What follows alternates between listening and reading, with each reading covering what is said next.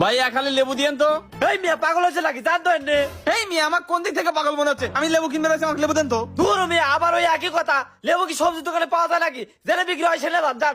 এই মিয়া আমাকে পাগলা বুঝতেন, সারা জীবন আমি কাঁচামালের দোকান থেকে লেবু কিনে আইলাম, আর এখন কোন কাঁচামালের দোকানে লেবু পাওয়া যায় না? ফাইজলি মারেন। দূর ওই পাশে স্বর্ণের দোকানে যান, ওইখানে লেবু আছে।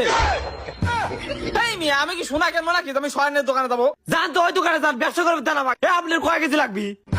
কি তোমার তা খাজুরে কি দিনকাল বলো, লেবু বলে এখন স্বর্ণের দোকানে পাওয়া যায়। তাই অন্য কিনি গে।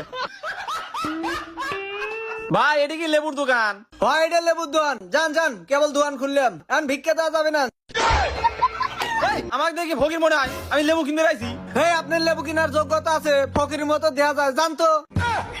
এক লেবুর এত দাম? কি রে, আমার গ্রামের সবচেয়ে ধনী লোক আমি, আর এক লেবু কিনতে এসে ফকিরা গেলাম। গেটের সামনে গেলাম কে? ও কাশ্মীর দে। আসবে দে। বাপ রে বাপ, সোনার দোকানে লেবু। ভাই একালি লেবু দেন তো।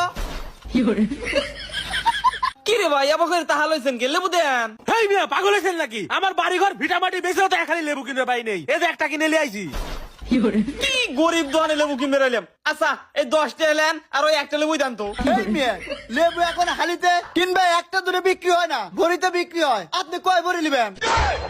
কি তোমার তা খাজলো রে, আমি তো জানি সোনা ভরিত বিক্রি হয়, লেবু আবার ভরিত বিক্রি হওয়া শুরু হলে কবে থেকে? এই মিয়া রমজান মাস কি আপনার শুয়ে পড়ে না? রমজান মাসে লেবু ভরিত বিক্রি হয়, আপনি কয় ভরি নেবেন তাই কর। তা লেবু কয়টা ভরি? 5 লাখ টাকা ভরি।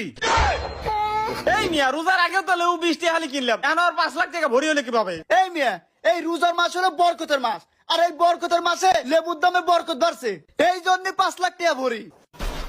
আচ্ছা ভাই আমি তো জমির দলিল সোনা দানা আর 2 লাখ টাকা হালি আইছি, এইগুলো দিয়ে কয় ভরি লেবু হবিনি?